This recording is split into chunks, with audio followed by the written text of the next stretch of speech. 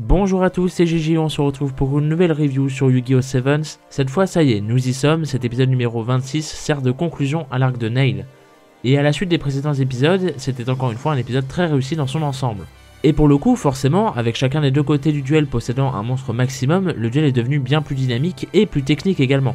C'est quelque chose qui manquait pas mal à Sevens jusqu'ici, et c'est normal, et je ne doute pas que ça va s'accentuer par la suite afin de montrer une réelle progression globale du jeu. Mais jusqu'ici, les duels dans Sevens étaient assez simples pour ne pas dire vides.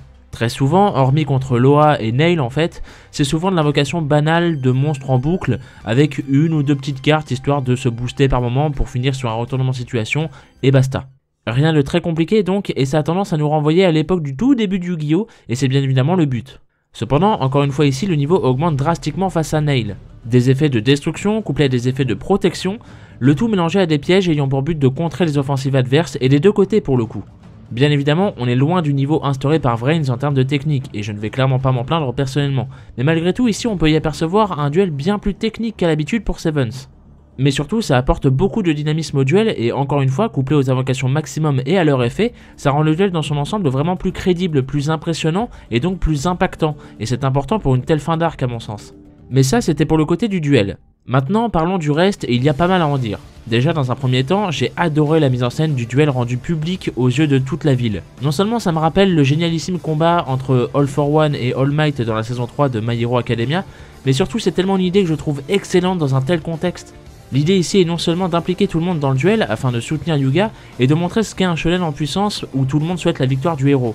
En plus de ça, c'est crédible vu que le système de la Goa range catégoriquement tous ceux qui soutiennent Yuga, qui sont pour que le rush duel continue à perdurer, ils sont automatiquement rangés du côté de Yuga. Et vous savez que quand on rejoint le côté du Yuga dans cet arc, on y récolte malheureusement les pénalités du groupe avec. Donc c'est littéralement toute la ville qui se retrouve dans la même situation, à savoir si Yuga perd, plus personne ne pourra livrer de duel. Encore une fois ici, ça permet de donner un impact supplémentaire, et donc de rendre ce duel encore plus important. Mais surtout, ce que j'aime avec cette idée, c'est que cette mise en scène publique, si on peut dire, permet ainsi de montrer l'évolution même du rush duel à tout le monde, au travers de ses possibilités et de son potentiel, matérialisé ici avec l'invocation maximum.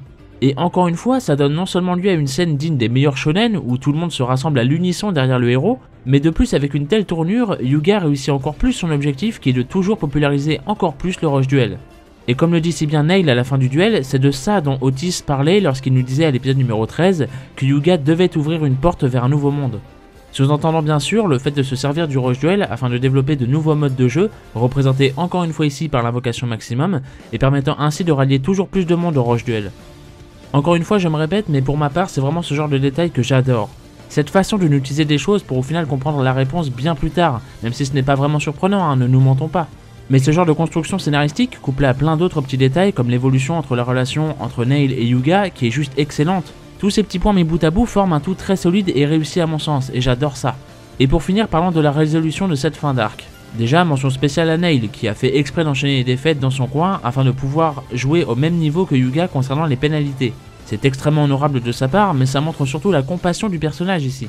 Souvenez-vous, au début, il méprisait presque Yuga, hein. C'est même lui qui a créé l'invocation maximum afin de pouvoir l'humilier encore plus. Et au final, ils sont littéralement devenus des rivaux amicaux qui se respectent l'un l'autre, chacun ayant pu apporter quelque chose à l'autre. C'est ce genre de relations qui sont mes favorites à chaque fois et de très loin. Cependant, autant Nail qui a réussi à effacer les pénalités des héros, j'accepte, car rappelez-vous que c'est un hacker chevronné, donc ce n'est pas si étonnant que ça, et il a tout simplement tenu sa parole au final. En revanche, j'ai plus de mal avec l'idée des cartes maximum de Yuga qui retournent à leur état vierge afin de rendre leur compte de duel à Luke, Gaguto et Lomin. Selon moi, non seulement il y avait d'autres moyens de le faire, par exemple simplement leur retrouver d'autres cartes clés pour leur disque de duel, j'imagine que ça ne doit pas être unique, mais surtout si jamais ça l'est véritablement, eh bien l'action est censée être tout simplement irréversible. Sauf que là ça ne l'était pas tant que ça visiblement. On a ainsi eu droit à toute une longue scène de sacrifice justifiant cet élan de générosité pour au final si peu d'impact. C'est vraiment dommageable à mon sens car non seulement ça annule quelque peu la beauté de la scène du sacrifice lors du dernier épisode, mais en plus du coup Yuga ne garde pas son monstre maximum. Pour moi c'est une double faute ici, et malheureusement une double faute assez grave. Du coup comment ça va se passer pour les prochaines fois? On tire complètement un trait sur l'invocation maximum? Ou bien faudra-t-il encore sacrifier des comptes de duel pour au final pas grand chose, car une fois que le duel est fini, tout rentre dans l'ordre comme si de rien n'était? Ou alors vont-ils trouver le moyen d'optimiser cela? Je l'espère, mais toujours est-il que dans le cas présent, c'est vraiment un point noir important à mon sens. C'est un peu tourné comme un Deus Ex Machina au final, et c'est un peu ce que je redoutais lors du dernier épisode. Pourtant, ils avaient vraiment bien amorcé la chose, et je pense sincèrement qu'il y aurait pu y avoir d'autres alternatives pour régler la situation des héros, mais clairement pas de cette manière-là en tout cas. Maintenant, et malgré cela, après un mini-arc aussi réussi autour de l'invocation maximum, rempli de détails, de construction et d'évolution, j'ai vraiment hâte de voir la suite.